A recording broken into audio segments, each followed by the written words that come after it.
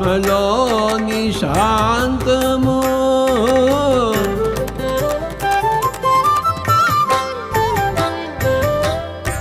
ఆత్మలోని అభయము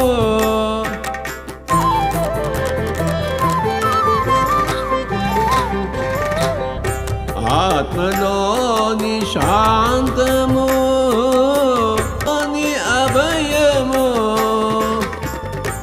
ఆత్మలోని శాంతము. అందరికీ నమస్కారం అండి. ఈరోజు న్యూ ఎనర్జీలో 38వ రోజు డి రేవతీదేవి గారు మనకేం అందిస్తున్నారో చూద్దామా. పిట్టగోడ వెనకాల నిలబడాలి. టోబియస్ వాళ్ళు మనల్ని ఏ దృష్టితో చూస్తున్నారో మనల్ని మనం అదే దృష్టితో చూసుకోమంటాడు. ఎలాంటి స్థిరాభిప్రాయాలు లేకుండా కేవలం ప్రేమతో చూడాలి. మనం తప్పు చేశామన్న భావనలో మనలో వద్దు. మనం తీసుకున్న నిర్ణయాల పట్ల దిగుళ్ళు అవసరం లేదు. మనం ఏ నిర్ణయమైనా చివరికి ప్రేమ మీదైనా ఆధారపడి ఉంటుంది. మన నిజతత్వాన్ని మనం ఇప్పుడే తెలుసుకోవటం కష్టం. అయితే ఈ విషయంలో ఆవలి వైపు వాళ్ళు మనకు సహాయం చేస్తారు. ఒక్కో మెట్టు ఎక్కుతూ మన నిజతత్వాన్ని మనం తెలుసుకున్నప్పుడు న్యూ ఎనర్జీలో సృష్టికర్తలం అవుతాం. ఈ భూ ఎనర్జీలో సృష్టికర్తలమయ్యే ప్రాసెస్ను అర్థం చేసుకోవాలంటే జీవితంలో ఏర్పడే పరిస్థితుల నుంచి యువతలు నిలబడి వాటిని చూడాలి. నిమిత్త మాత్రులుగా నిలబడి చూడాలి. మనం ఇంకా ద్వంద్వత్వంలోనే ఉన్నామో, మాయత్తర కీవల వైపునే మాయత్తర ప్రభావంలోనే ఉన్నాయేమో. ఎదురయ్యే పరిస్థితులను బాహ్యంగా అవతలికి నెట్టేయటం కాదు, అంటే వాటి నుంచి పారిపోవటం కాదు, వాటిని పూర్తిగా అనుమతించాలి. శరీరపరమైన భౌతికపరమైన హీలింగ్ కోసం, బాగు కావటం కోసం మనం తపన పడిపోతూ దారి చూపించమని ఇతరులను అడుగుతున్నాము. ఇలా ఇతరులను అడగటం వల్ల కొంతకాలం బాగా పని జరిగినట్లు అనిపిస్తుందే గాని నిజానికి మన కోరిక మేరకు జరిగి ఉండదు. చూసారా మాస్టర్స్, ఎప్పుడు కూడా ఈ భౌతికమైనవి బాధలు కానీ, కష్టాలు కానీ, సమస్యలు కానీ, ఈ హీలింగ్స్ కానీ ఏవైనా సరే ఇతరుల్ని మనం అడిగితే ఎప్పుడూ అవి పూర్తి కావు. ఎందుకంటే మనము వాళ్ళకి పూర్తిగా ఏం చెప్పమండి. కొంచెం మర్మంగా కొన్ని దాస్తాము, కొన్నే చెప్తారు. ఎవరైనా సంపూర్ణంగా చెప్పరు. ఎందుకంటే చెప్పే వాళ్ళల్లో ఉన్న లోపాన్ని దాచేస్తారు. ఎదుటి వాళ్ళు భగవంతుడైతే తప్ప ఇది ఎదుటి వాళ్ళు చెప్తున్న లోపం కూడా వాళ్ళు గ్రహించలేరు. సో ఈ హీలింగ్స్ అనేవి ఇవన్నీ కూడా ఎదుటి వాళ్ళలో శక్తి ఉన్నప్పుడు వినే వాళ్ళలో వాళ్ళు వినే పరిమితిని తీసుకొని చేస్తారు. కాబట్టి ఏదైనా అది పూర్తిగా జరగదు. సో నేను ఎప్పుడు అందుకే చెప్తూ ఉంటానండి, పారాసైట్గా జీవించకూడదు, ఇండివిజువాలిటీ కావాలి. ఎందుకంటే మనమేంటో మనకే తెలుసు. మనలో ఉన్న మనసు మనకు కాక ఇంకెవరికి తెలుసు అన్నట్టు మనది మనకి తెలుసు. కాబట్టి మనల్ని మనమే పూర్తిగా చూస్ చేసుకోగలము. సో మాస్టర్స్ ఇది అవలంబించాలి. ఎప్పుడైతే ఇది అవలంబిస్తామో ఎవరో వస్తారు, ఏదో చేస్తారు, ఏదో ఇస్తారు, వాళ్ళ ద్వారా నేను ఏదో పొందేస్తున్నాము అని అనుకుంటాను. చూడండి, అది చాలా పొరపాటు. ఇప్పుడు నేను కూర్చోబెట్టి మిమ్మల్ని ధ్యానం చేయించాలనుకోండి, నా దగ్గర ఒక ఎనర్జీ ఉందనుకోండి, ఆ ఎనర్జీకి మీకు నేను ధ్యానం చేయించిన దానికి నా ఎనర్జీకి మీకు ఎనర్జీ వస్తుంది. కానీ అది టెంపరీ సేక్ అన్నమాట. మేబీ మీ లోపల ఎన్నో మార్పులు జరిగిపోవచ్చు నా దగ్గర ఉన్న ఎనర్జీ ప్రకారం. ఏమండి, నేను ఎగ్జాంపుల్గా నన్ను తీసుకొని చెప్తున్నా, నా దగ్గర ఉందని చెప్పట్లేదు సుమండి. సో అది మీరు మీ వాక్ క్షేత్రం మారిపోయి మీ ఆలోచన విధానం మారిపోయినప్పుడు ఈ ఎనర్జీస్ డౌన్ అయిపోతూ ఉంటాయండి. డౌన్ అయినప్పుడు అది టెంపరీగా ఇదవుతుంది. అదే మీకు మీరు అన్నీ మార్చుకుంటే కనుక, దాంతోపాటు మీరు సాధన చేస్తే, ధ్యానం చేస్తే కనుక మిమ్మల్ని మీరు పూర్తిగా మార్చుకోగలిగితే ఏదైనా సాధించవచ్చు. పర్మనెంట్ క్యూర్ లభిస్తుంది దేనికైనా. ఒక్కసారి ఇది కరెక్టో కాదో కళ్ళు మూసుకోండి, హ్యాపీగా శ్వాసని లోపలికి తీసుకొని వదిలేయండి. ఈ పదాలు ఇప్పుడు మీరు వింటున్నది నిజమా కాదా అనేది సింహావలోకనం చేయండి. కరెక్ట్ అనిపిస్తే ఓకే తీసుకోండి, కరెక్ట్ కాదు అనిపిస్తే డస్ట్బిన్ వేసేయండి. ఓకేనా అండి? అందుకే అలాంటివన్నీ ఇక ఆపేయమంటాడు టోబియస్. చూశారుగా మాస్టర్స్, అన్నీ ఆపేయమంటున్నారు. కానీ ఇప్పుడు ఏం జరుగుతున్నది? ఇది న్యూ ఎనర్జీ అంటున్నాం, ఎసెన్షియల్ టైం అంటున్నాం, కానీ ఇప్పుడు దేనికి పరిగెడుతున్నాం మనందరం?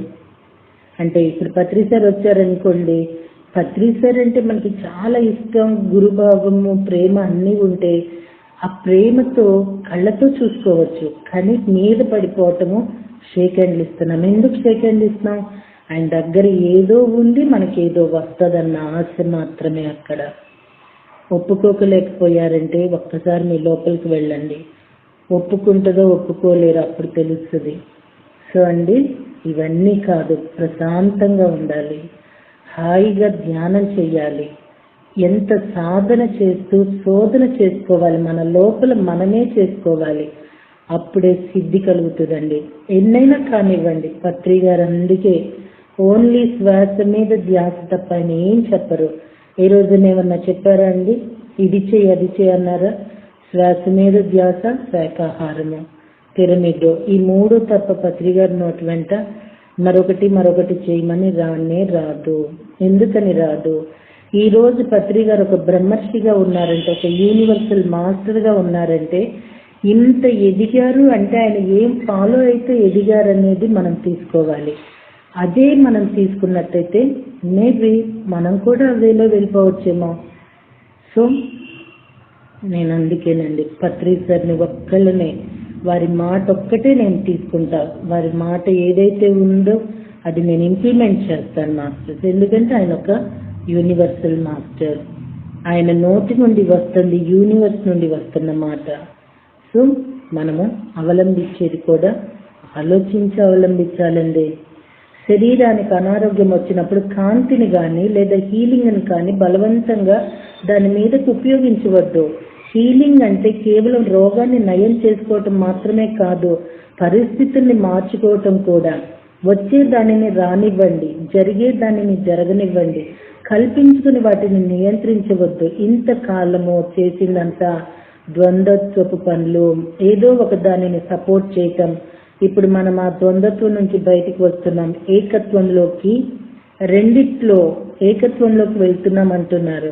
అంటే ఏవో గంటలు ధ్యానాలు చేస్తూ, ఏవేవో జన్మలు చూస్తూ, ఏవేవో క్లీన్ చేసుకుంటూ, ఈ చక్రాస్ క్లీన్ చేసుకుంటూ, థర్డ్ ఐ ఓపెన్ చేసుకుంటూ, కుండలిని రైజ్ చేసుకుంటూ ఇలాంటి వాటికి వెళ్ళవద్దు అంటున్నారు. ఎందుకంటే ఇప్పుడు ప్రతి ఇంద్రియము తనకి తాను శక్తివంతమవుతుంది, తనకి తానే ఏదైనా సాధించుకునే స్థాయిలోకి వెళుతున్నది. సో ఎక్కడైనా నొప్పి, ఇప్పుడు నాకు ఒక 1 month నుండి లెఫ్ట్ హ్యాండ్ విపరీతమైన పెయిన్, వాచ్ పెయిన్ కూడా. మాట్లాడుతున్నాను, ఏదో నేను నేర్చుకోవాలా ఏంటి, లేకపోతే ఎసెన్స్ టైంలో ఇలాగ జరుగుతున్నదా చెప్పు అని అడుగుతుంటే నాకు సమాధానం రావట్లా, పెయిన్ వస్తానే ఉంది.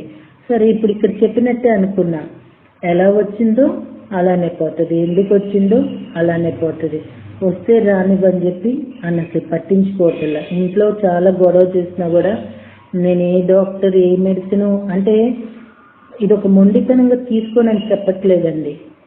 ఇది ఇప్పుడు మనం అటెండ్ అవుతున్నాం కాబట్టి, ఇది ఒక మార్పు చెందే టైం కాబట్టి మన శరీరంతో మనల్ని మాట్లాడుకోమంటున్నారు, శరీర భాగాలతో మాట్లాడుకోమంటున్నారు.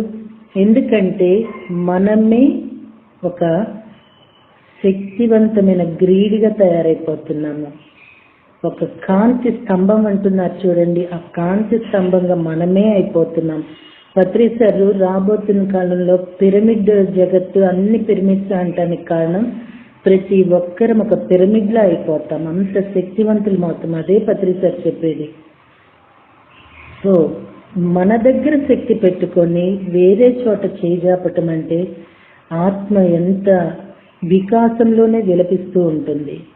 సో మాస్టర్, చెయ్యి జాపటం మానేయాలి, ఆశపడటం మానేయాలి, ఆశించటం మానేయాలి, పారిపోవటం మానేయాలి, జయించటం మొదలు పెట్టాలి. మనల్ని మనం జయించుకోవాలి, దేన్నైనా యాక్సెప్ట్ చేయాలి. సరెండర్ అవటం కాదు, యాక్సెప్టెన్స్ ఉండాలి.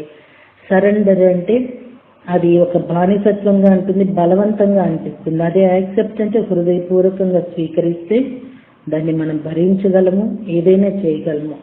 సో ఈ న్యూ ఎనర్జీ ఎసెన్షియల్ బుక్స్ ఇప్పుడు మనకి ఎందుకు అందినాయి అంటే ఇప్పుడు మనము ఒక వేలో ఉండాల్సిన వాళ్ళని ఏదో వేలో వెళుతున్నట్లయితే ఆ వే కాదు స్వామి, నువ్వు ఈ వేలో ఉండాలన్న ఒక వివేకం మనకి పైలోకవాసులు అందిస్తున్నారు కాబట్టి ఈ బుక్స్ మన దగ్గరకు వచ్చాయి, లేకపోతే రావండి. మొన్నటి వరకు కాస్మిక్ షాప్ చేసాము, ఆ టైంలో ఆ బుక్ చాలా అవసరము, చాలా విచిత్రంగా మనకు అదే అందించారు.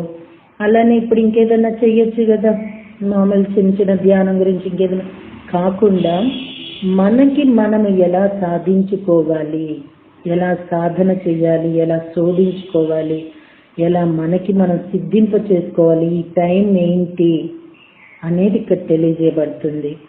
పెడచెవిన పెట్టాము అంటే పెడదారిలోకి వెళ్ళిపోతాము, కాకుండా వాళ్ళు మనల్ని అందించి మనల్ని ఉన్నతులు చేయాలని ఆరాటపడుతూ మనం ఇది చదువుతున్నప్పుడు వాళ్ళు మన దగ్గరే ఉంటారు అని చెప్తూ ఉన్నప్పుడు ఆ భావన కూడా మనకు కలుగుతూ ఉన్నప్పుడు మనం అది అవలంబిస్తే అందలానికి ఎక్కుతాము, అవలంబించలేకపోతే అవస్థలు పడాల్సిందే.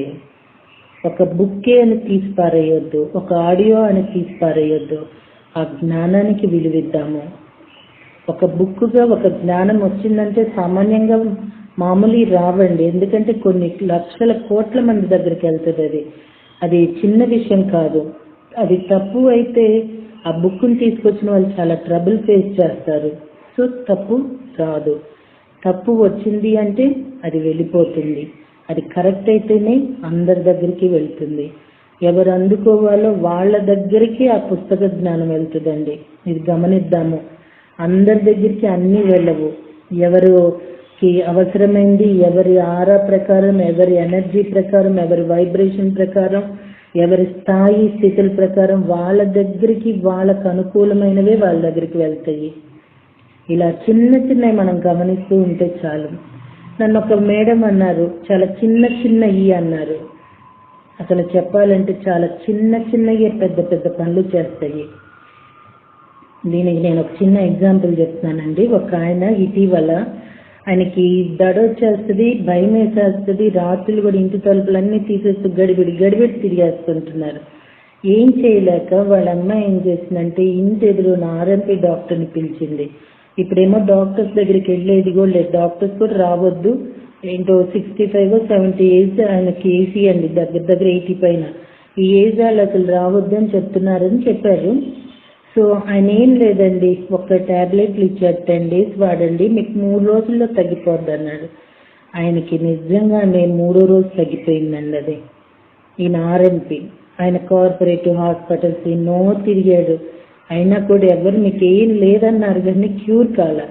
మరి చిన్న చిన్న ఒక ఆర్ఎంపీ చిన్న డాక్టర్ చిన్న ట్రీట్మెంట్ అనుకుందాము, చాలా పెద్ద పెద్దయే ఉపయోగం ఉండవు. చాలా చిన్న చిన్న చిట్కాలు, చాలా చిన్న చిన్న ఆలోచనలు, చాలా చిన్న చిన్న వాక్యాలు, చాలా చిన్న చిన్న ధ్యానాలు చాలా గొప్ప పెన్నిధులను తీసుకొస్తాయండి.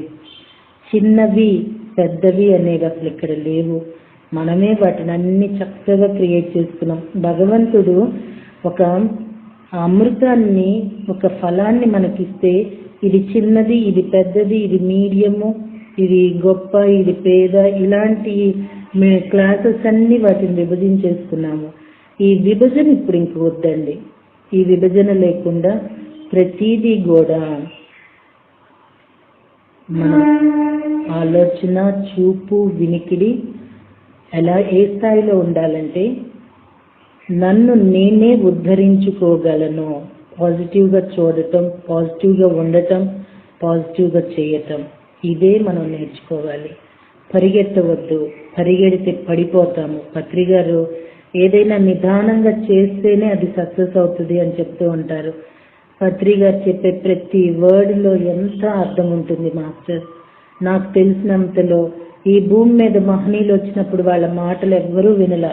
బాబా ఉన్నప్పుడు వినలా, సత్యసాయి ఉన్నప్పుడు వినలా, ముమ్మిడివరం బాలయోగి ఉన్నప్పుడు ఆయన్ని వినలా, జీసస్ ఉన్నప్పుడు ఆయన్ని వినలా, జిల్లెలముడమ్మ ఉన్నప్పుడు ఆమె వినలా, కబీర్ ఉన్నప్పుడు ఆయన్ని వినలా. వెళ్ళిపోయినాక వాళ్ళందరికీ గుళ్ళు గోపురాలు కట్టేస్తున్నాము, వాళ్ళు చెప్పిన దానికి వ్యతిరేకం చేస్తున్నాము. మొన్న పత్రిక చెప్పారు, ఉన్నప్పుడే విలువ తెలుసుకోండి అని. నిజంగా నాకు అర్థమైంది ఏంటంటే, పత్రి గారు ఉన్నప్పుడే ఆయన విలువ, ఆయన మాట విలువ మనం తెలుసుకుంటే చాలండి. ఈ సొసైటీలో ఉన్నామని కాదు, నాకు అలానే అనిపిస్తుంది. ఆయన ఏం చెప్తున్నారు, నా కాళ్ళు పట్టుకోమంటల్లా, నాకేమైనా ఇవ్వమంటల్లా, ఇల్లు ఇవ్వమంటల్లా, పట్టు వస్త్రాలు ఇవ్వమన్నట్లు ఆయన మనల్ని ఏం రూపాయి అడగట్లేదు. కేవలం నా పదాలు పట్టుకోండి అని మాత్రమే అన్నారు. అది కూడా చేయలేకపోతే ఇంకా మనం ఎంత నష్టపోతామనేది మనం ఆలోచించుకోవాలి. పరిగెత్తటం ఆపేయాలి, గజిబిజి నుండి, గందరగోళాల నుండి బయటికి రావాలి, ప్రశాంతంగా ఉండాలి. నా ద్వారా వచ్చే కాంతి సాధన చాలా సులువుగా ప్రతి ఒక్కళ్ళు ఏ గడిబిడి లేకుండా చేసుకోగలిగేది. ఇంకా ఏయో నిన్న ఎవరో ఒక వాళ్ళు నాకు రకరకాలు పంపించారు.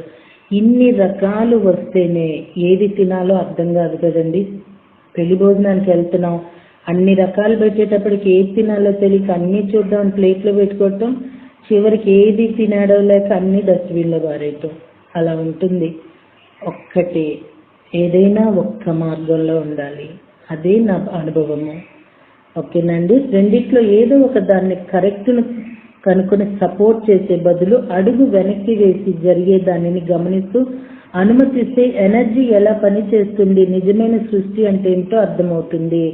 పిట్టగోడ వెనకాల నిలబడటం అంటే ఏదైనా ఒక సమస్య తలెత్తింది లేదా గొడవ రేగిందనుకోండి, ఆ వ్యవహారంలోకి తలదూర్చేసి మనం ఆవేశపడిపోయి ఎవరిది తప్పు ఎవరిది ఒప్పు నిర్ణయించేసి ఇదంతా చెయ్యకూడదు. రోడ్డు మీద ఇద్దరు కొట్లాడుకుంటుంటే ఆ దారిని పోయే వ్యక్తి ఎలా ఇద్దరిని సమానంగా చూస్తాడో, ఎలా నిష్పక్షపాతంగా గొడవలో వాళ్ళ పాత్రను చూస్తాడో అలా చూడాలి మనం. దీనికి పత్రి మేడం మాట ఒకటి మనం చెప్పుకోవాలి. మాస్టర్స్ నిన్నటి ఆడియో దాదాపు అరగంట వరకు వెళ్ళింది. అయితే నాకు వచ్చిన మెసేజెస్కి చాలా అద్భుతంగా వివరణ జరిగింది, మాకు ఇది చాలా నచ్చింది అనటం జరిగింది అని చెప్పి ఇప్పుడు అరగంటకి తీసుకుపోతానని కాదండి. మనం ఏదైనా చదువుకుంటున్నప్పుడు అక్కడ ఒక విశ్లేషణ వచ్చినప్పుడు అది మనం అందుకుని పంచుకుంటేనే మనకి అది బాగా హత్తుకుంటుంది, దాన్ని ఆచరించగలుగుతాము. సో ఇప్పుడు ఇక్కడ నిష్పక్షపాతం అన్నారు కదా, పత్రి మేడం ఇంటర్వ్యూలో ఓపెన్గా చెప్పారు పిఎంసి ఛానల్లో. తను ఇదివరకు తనకు అందరూ ఏవో చెప్పేవాళ్ళంటండి, అవతల వాళ్ళది వినకుండా జడ్జి చేసేవాళ్ళంట. కానీ ఇప్పుడు తన పరిణితిలో ఇద్దరిది వింటున్నాను నేను, అప్పుడు నేను కరెక్ట్ జడ్జి చేస్తున్నాను అన్న అర్థం వచ్చేటట్టే ఓపెన్గా మాట్లాడేశారు. నిజమండి, ఒక్కళ్ళ వైపు విని మాట్లాడటం అనేది కూడా చాలా తప్పు. ఇప్పుడు పూజలు పునస్కారాలు, అమ్మవారికి ₹1,00,00,000 చీరలు పెట్టేస్తున్నారు, ఏవేవో వజ్రాలు ఇచ్చేస్తున్నారు, ఆవిడకి ఏవో చాలా ఇచ్చేస్తున్నారు. ఇది తప్పు అని మనకు అనిపిస్తున్నది, కరెక్ట్ అని వాళ్ళకి అనిపిస్తున్నది. ఎందుకంటే వాళ్ళకి ఎందుకు కరెక్ట్ అనిపిస్తుంది అంటే వాళ్ళు చేస్తున్నది ఏంటో వాళ్ళకి తెలుసు.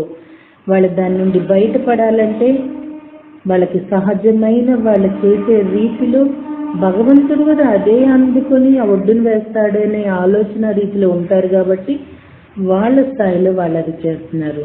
ఇది తప్పు అనటానికి కూడా మనకి లేదు, ఎందుకంటే అక్కడే ఓపెన్ అయిపోతుంది, ఆ చర్య బట్టి అది అక్కడ తెలిసిపోతుంది కాబట్టి. అందుకే సాక్షిభూతంగా ఉండాలి అంటున్నారు పత్రి సార్. అంటే సమస్య వెలుపల నిలబడినప్పుడే మనకు నిజానిజాలు, సమస్యకు మూలాలు, ఆలోచన సరళలు, మనుషుల వైఖరులు ఇవన్నీ తేటతెల్లంగా అర్థమవుతాయి. మనము మనసులో సమస్యలో మునిగిపోయామనుకోండి, అపోహనే రంగుటద్దంలో నుంచే సమస్యను చూస్తాము. అప్పుడు దాని మూలం మనకు సరిగా బోధపడదు, ఎందుకంటే మనము సమస్యలోకి దిగిపోయాం కదా.